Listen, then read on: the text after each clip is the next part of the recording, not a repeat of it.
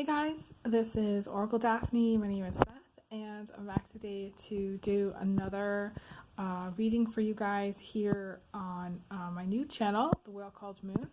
And I'm excited because on this channel I get to do a lot of different things, which I just don't do on my Oracle Daphne channel. So I hope you guys like it. Definitely give me a thumbs up and subscribe if you're new. Really helps my channel to grow. I am hoping to grow this channel, and it gives me just space to do other things and try new things. Today I'm going to be channeling The Whale Called Moon, but the tea is very special. It's the Kalawalla Fern and Marshmallow root tea. So now the Kalawalla is, for those of you who don't know, is a type of fern, and this is the company. They're really cool that I got it. And then the marshmallow root, you can just buy it at the store, the regular grocery store, if they've got it.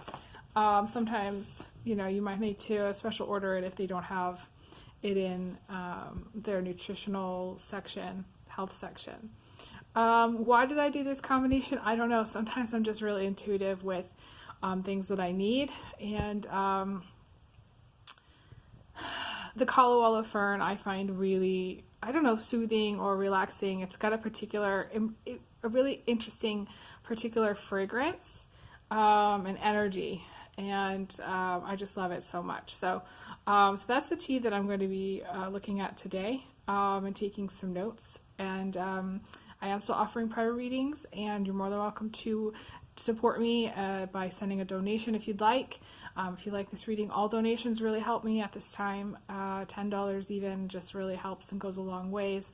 I do try to send out thank you cards to everybody who donates, and all donations can get put towards a reading later in time. So say you donate $20 or $25, you know, later in time, if you wanted to do a reading, you would get that amount as credit or off the reading, essentially. So yeah, so let's just take a look at the tea and see what I get. Let's go take a look at it here.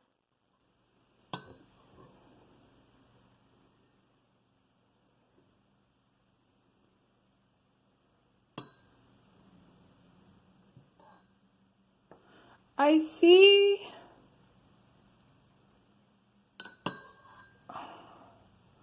I'm getting several messages. There is some confusion around your love life at this time. I want to say some of you are wrapped up in like some kind of entanglement. You know, my guide said entanglement, but or like maybe an attachment to someone.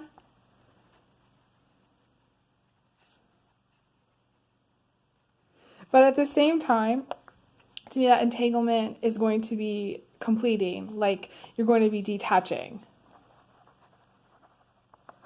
from that person.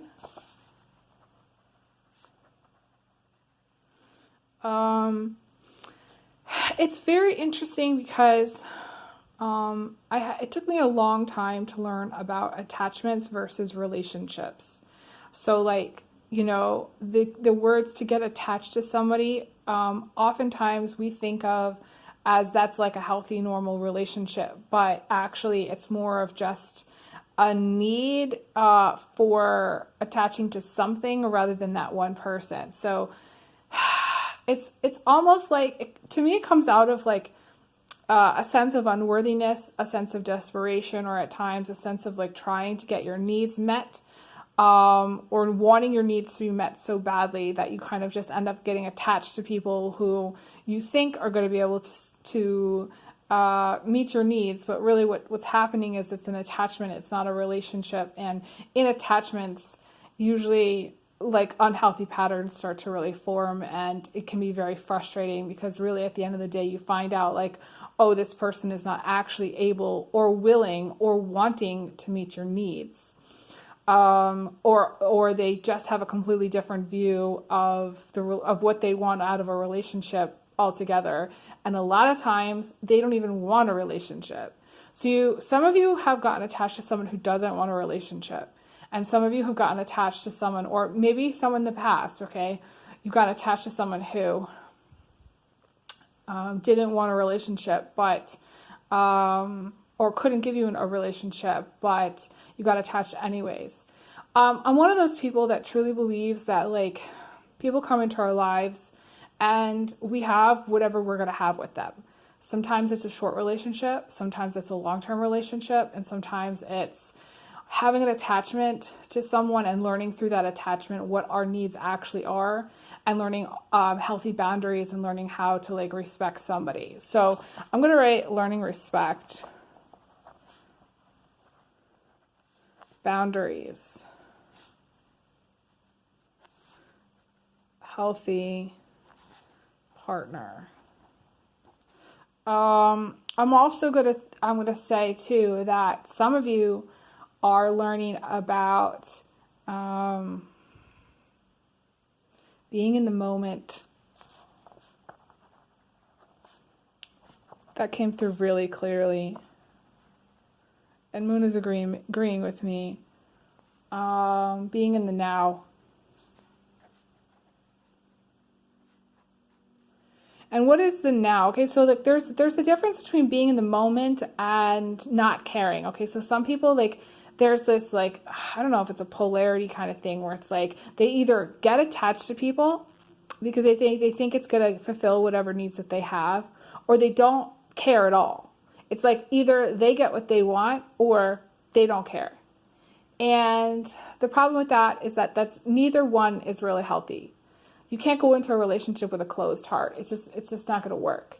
Your heart has to be open. You have to be willing to take a risk. You have to be willing to put yourself out there, and regardless of the circumstances. It's a kind of controlling thing that I think a lot of people do. But I also wanted to say, and this is super key, this is important, there is, in the collective, the energy of the Cancer, male and female,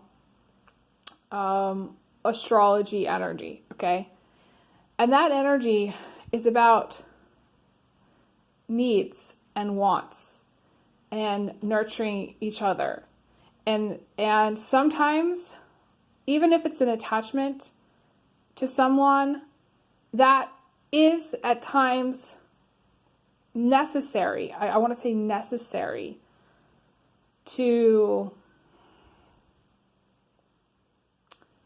It's almost like somebody can show up in your life who's going to be able to give you something that you need at the time that you absolutely need it.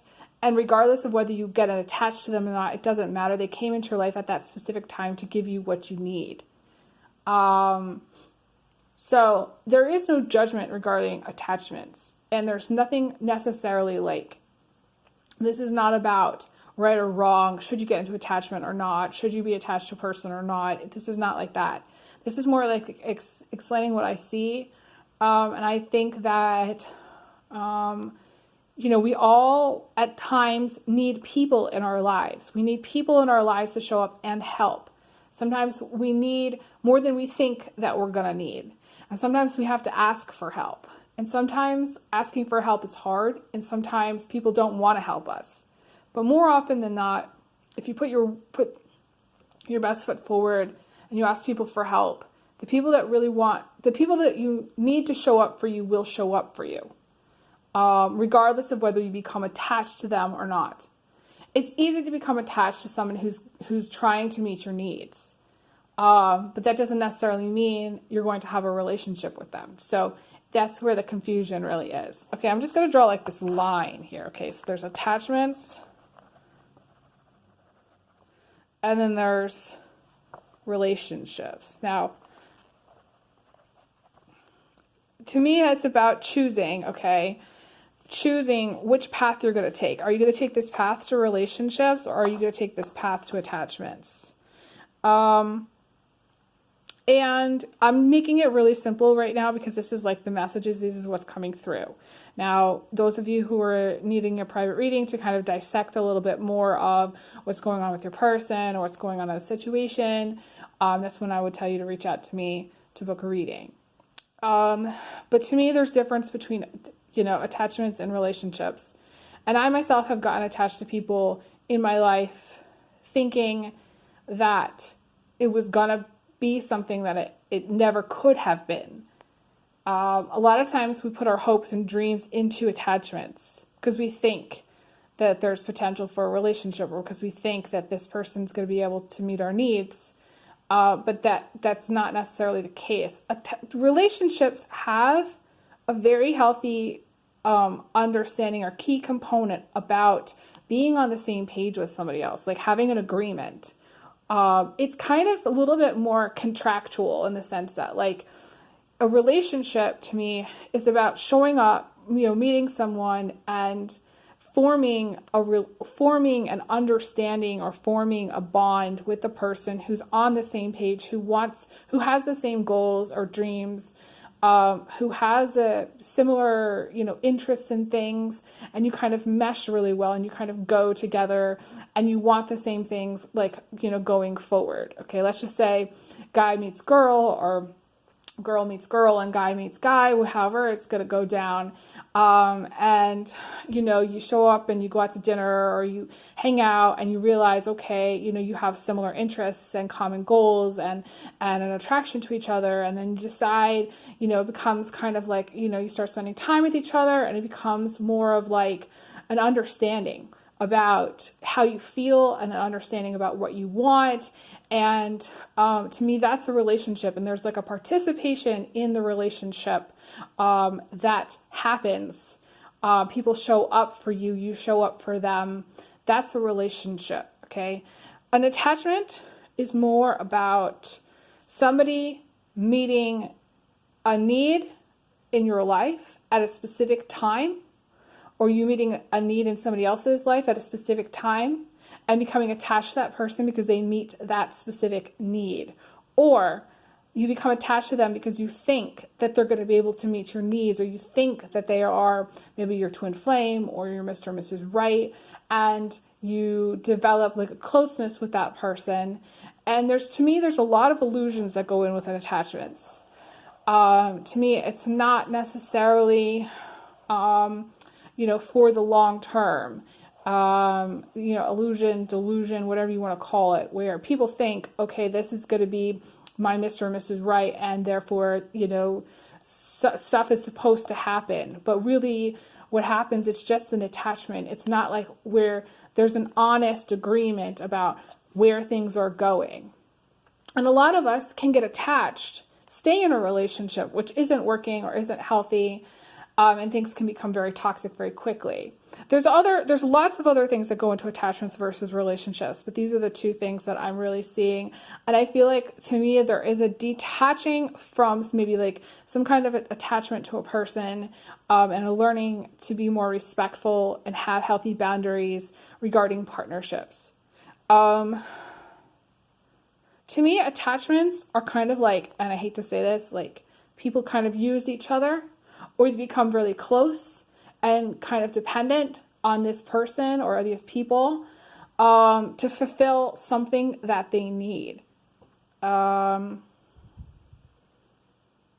Regardless of whether they're like a good match or not. It's not about matching up. It's not about personalities matching. It's not about like, do you truly, really love a person? It's really more about getting kind of comfortable or getting used to a person and getting close and kind of bonded, but it's not like based on any real agreement that you're going to go long term, or that you're going to have kids, or that you're going to be best friends forever, or like there's no like real understanding really usually with attachments. Now, we can date people and then get attached to them and nowadays, like, you can text everybody all day and become kind of addicted to that person, like that person being in your life, and you can become kind of attached to that person just because they're showing up repeatedly in your life.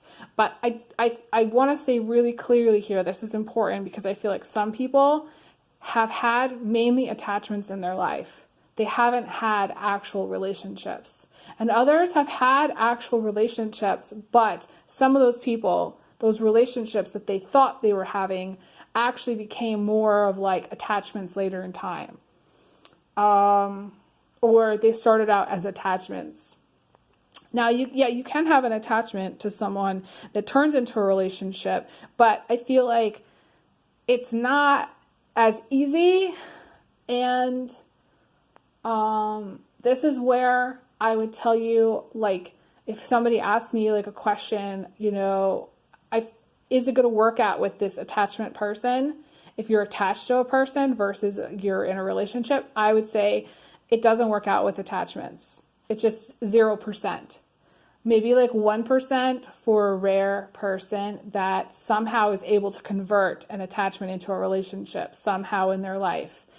And to me, that comes out of either like spending a lot of time together and like somehow turning a corner and being like, yeah, we're actually on the same page, or yes, we actually want XYZ together, and yes, this is actually going to work out. But most of the time, if people go into relationships and they kind of form an attachment versus a relationship, or they view a person and they've gotten really comfortable with that person or bonded with that person, to me, it usually doesn't go the distance. I can't say that it does, or that it normally would. Now, I'm not a psychologist. This is just my analysis of what I'm seeing here. So some of you need to take it with a grain of salt. And like, of course, you know, there are people that get really disappointed if they're, you know, the relationship they're in or the relationship that they want, they want it to be something that it's not. And I think a lot of times people do want on some level what they want, and they get frustrated if they're not getting what they want or they're not meeting a person. And it's so funny, I was thinking about this today, and I'm just going to write this down. When we are young, we don't know what we want. Not like entirely. So we kind of, so we experiment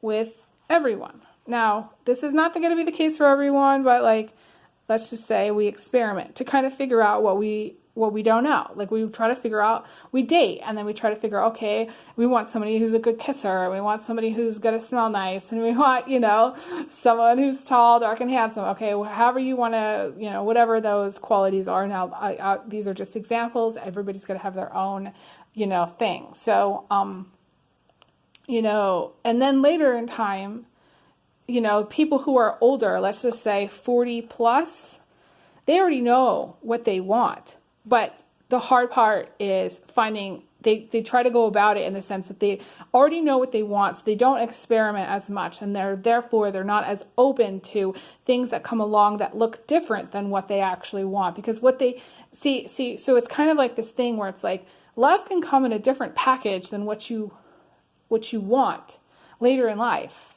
And it might actually be what you want, but see, because you're so focused on thinking, okay, now you know what you want, it has to be exact and it needs to be exactly that you're not open to really what's available. So 40 plus, you know what you want.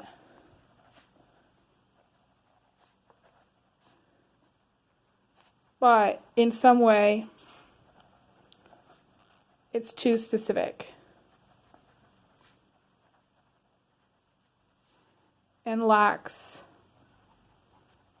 the open-mindedness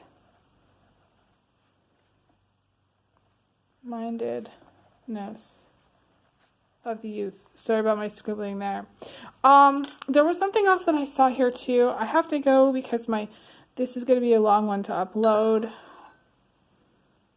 There's a lot of sex focus. On the plus side, there's sex focus. And, it's interesting. This reading is all about, kind of all about relationships. I haven't even talked about really much anything else, but there's sex focus, and some of you may or may not want that, but I'm seeing a lot of sex focus here. And I see sleeping with more than one partner. I actually feel like the sex focus is positive. Some of you may be getting back on the horse. Or there's a need to look at sex and relationships in a positive way.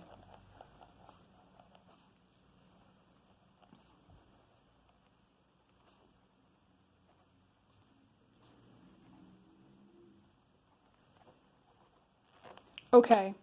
I think this is where I'm going to leave it. I wish I had more time. If you guys want to donate to help me get a new camera, that would be awesome. I'm going to take a last shot here of what I did in this reading. Thank you guys so much for being supportive. I wish you guys all the best.